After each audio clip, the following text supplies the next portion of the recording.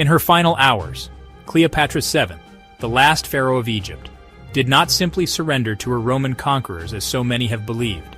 Instead, she faced the end of her reign with a fierce determination that would echo through history. Cleopatra was not a woman to accept defeat quietly, nor was she content to let her legacy be written by her enemies. Rather than submit, she vanished into the heart of Alexandria, shedding her royal identity and slipping into the chaos of the city she once ruled. Disguised among her people, she became a shadow, moving through the bustling streets, her every step a calculated risk. This was not a queen resigned to fate, but a master strategist making one last audacious move for survival. Cleopatra's escape was a testament to her cunning and her refusal to be reduced to a mere symbol of defeat. The familiar story of her tragic end oversimplifies a woman of immense intellect and willpower. Cleopatra was far more than a tragic figure.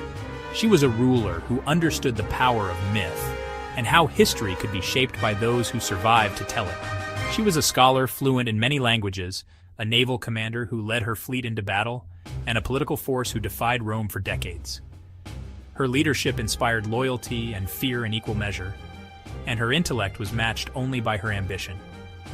In her final days, Cleopatra's life became a frantic, calculated race against time, a mother desperately fighting for her children's future, a ruler refusing to be paraded as a trophy in a Roman triumph. Every decision she made was driven by love, pride, and the hope of preserving her dynasty. To Cleopatra, public humiliation in Rome was a fate worse than death. She knew that her capture would mean not only her own disgrace, but the erasure of her children's claim to the throne and the destruction of her legacy. So she orchestrated a plan so bold, so shrouded in secrecy, that it was nearly erased from history itself. Cleopatra's final act was not one of surrender, but of defiance, a last stand against the might of Rome. Even in defeat, Cleopatra played by her own rules, proving that her spirit could not be conquered.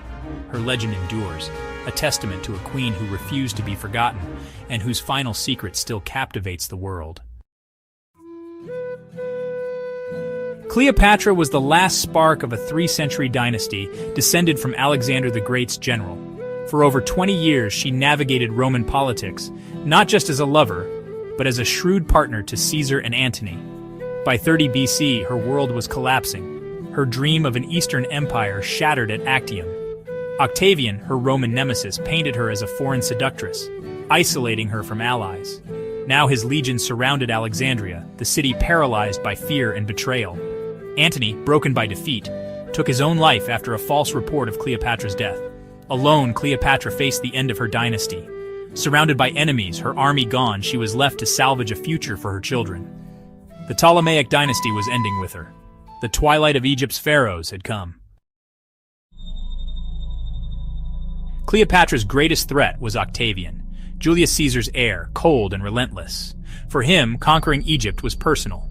Cleopatra was a foreign queen, a powerful woman, and mother to Caesar's son, Caesarion, a direct threat to Octavian's claim. Octavian sought not just Egypt's wealth, but the total erasure of Cleopatra's line. His ultimate prize was to parade her through Rome in chains, a symbol of his supremacy. Cleopatra knew capture meant death for her children. She had 4 Caesarion, and 3 by Antony, Alexander Helios, Cleopatra Selene, and Ptolemy Philadelphus. Octavian would not let any rival heirs survive.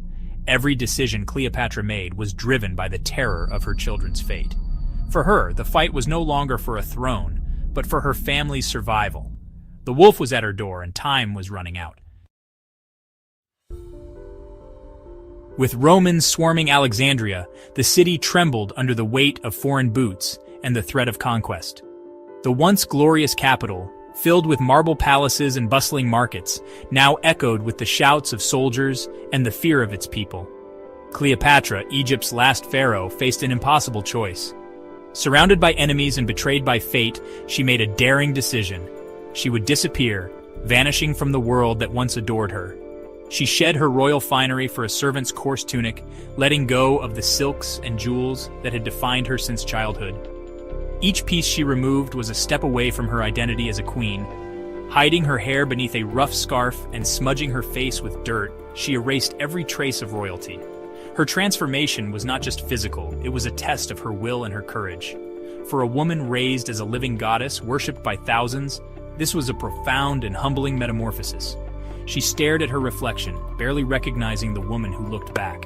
She had to move, speak, and act as a slave, her regal confidence replaced by the quiet humility of the invisible. Every gesture, every word, had to be carefully measured to avoid suspicion. Using her knowledge of the palace's secret passages, Cleopatra navigated the labyrinthine corridors she'd known since childhood, now transformed into her only hope for escape. She slipped through service corridors, her heart pounding with every step, blending into the shadows where only servants dared to tread. Among the palace staff, she became just another face, one more pair of hands in the endless work of the royal household. The Queen of Egypt was now invisible, hidden in plain sight. Her goal was clear: escape through a hidden gate into the crowded alleys of Alexandria, where anonymity might offer her a chance at survival. The irony was bitter. Octavian's propaganda had called her a slave to passion, a woman ruled by her heart rather than her mind. And now, to survive, she became a literal shadow among slaves, her royal blood hidden beneath rags and silence. In the teeming city, a queen was a target, a slave, invisible. The bustling crowds became her shield, the noise her cover. Her disguise was her only shield, her anonymity, her last defense against the world closing in. In the shadows, she clung to hope, knowing that every moment spent unseen was a victory over her enemies. Cleopatra's fate now depended on her ability to vanish completely, a queen's legacy hanging by the thinnest thread of secrecy. Escaping the palace was just the beginning. The echo of footsteps in the marble halls still haunted Cleopatra as she slipped into the night, her heart pounding with every shadow that flickered across the walls. Behind her, the world she once ruled was crumbling, and ahead, only uncertainty awaited. Alexandria's streets were chaos, Roman patrols, looters, and terrified citizens everywhere. The city, once a beacon of culture and power, now felt like a labyrinth of fear. Torches flickered in the hands of soldiers, casting long, menacing shadows as they searched for fugitives. Cleopatra, with her loyal handmaidens Iris and Charmian, navigated the back alleys, senses on edge. Every sound, a distant shout, the clatter of sandals on stone, sent a jolt of fear through them. They clung to the darkness, trusting only each other. Their destination, a safe house near the Canopic Gate, owned by a trusted merchant who had risked everything to help them. It was a fragile sanctuary, hidden among the twisting streets and guarded by secrecy. The plan was to hide until the initial Roman sweep passed, then flee south by ship to Upper Egypt. The Nile, winding and mysterious, offered a slender hope of escape, but the journey would be perilous. There, she hoped to regroup or escape further abroad. Perhaps in the distant lands beyond the reach of Rome, she could find allies or sanctuary. But every step toward the river was fraught with danger. The risks were immense. A single misstep could mean capture. The city was alive with whispers, and the threat of betrayal lurked around every corner. Even the people of Alexandria were a threat. Resentment and the promise of a bounty made betrayal likely. Old loyalties had faded, replaced by fear and desperation. Cleopatra, once a queen commanding armies, was now hiding in filth, her fate hanging by a thread. The weight of her crown had never felt heavier, nor her world so small. Every face in the crowd was a potential danger. She could trust no one, not even those who once pledged loyalty to her throne. Her desperate gambit was a flight from both Romans and her own people. In the darkness, Cleopatra clung to hope, knowing that survival would demand every ounce of her cunning and courage. Cleopatra and her maids reached the safe house, but safety was fleeting. Octavian's grip on Alexandria tightened. House-to-house searches, blockaded harbors, sealed roads. The city had become a cage. Escape was impossible. Realizing this, Cleopatra shifted her focus. If she couldn't save her kingdom, she would control her final act. She sent a message to Octavian, asking that her children inherit Egypt. His reply was cold. He wanted her alive, offering nothing. Negotiation was futile. Capture was imminent. Cleopatra resolved not to be paraded as a trophy. She would die a queen, on her own terms. The failed escape had bought her time to choose her end. She returned to her mausoleum, her final palace and stage. The last act was about to begin. The journey back to her mausoleum was perilous. Roman soldiers everywhere.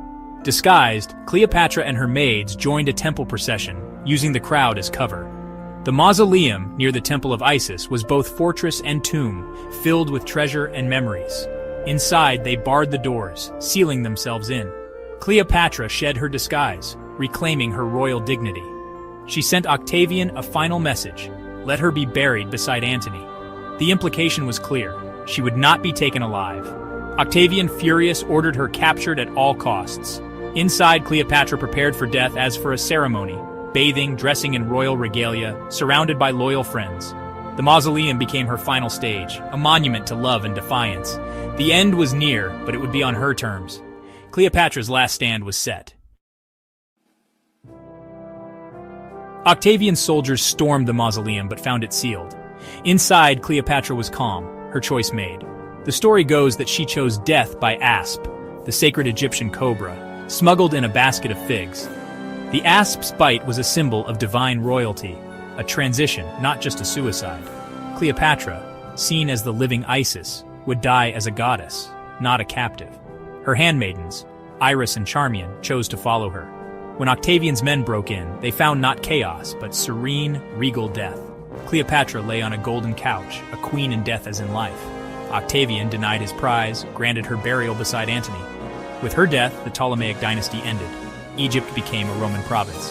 The age of pharaohs was over. Cleopatra's final act ensured her legend would outlast Rome's victory. Cleopatra's final days reveal a woman of courage, intellect, and unbreakable will. Stripped of power, she fought to control her fate, inspiring generations with her defiance. Her story is a reminder that history is shaped by extraordinary individuals, not just battles. Cleopatra's legend endures because she was a survivor, facing the end with dignity and strategy. Her tale challenges us to look beyond propaganda and see the real ruler behind the myth. If her story has captivated you, join us for more hidden histories and forgotten heroes. Subscribe and help keep these incredible stories alive.